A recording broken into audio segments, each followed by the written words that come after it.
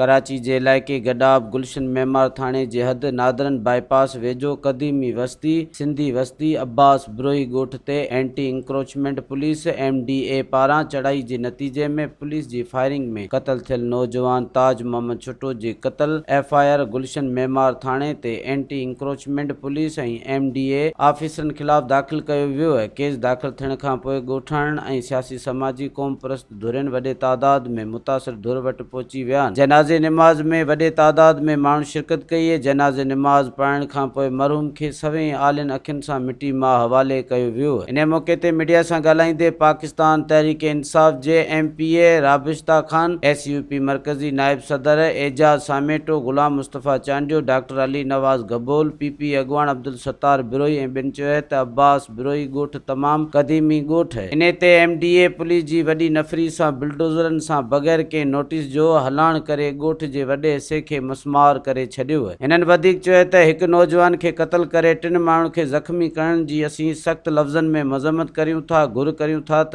जल्द खां जल्द कातिलनि खे गिरफ़्तार कयो वञे। ॿी सूरत में सख़्त एहतिजाज करे धरणो हंयो वेंदो। मज़ीद ख़बरनि ऐं तफ़सीलात लाइ विज़िट कयो असांजी वेबसाइट www.awamiNewsHD.com ऐं ॾिसंदा रहो अवामी न्यूज़ HD।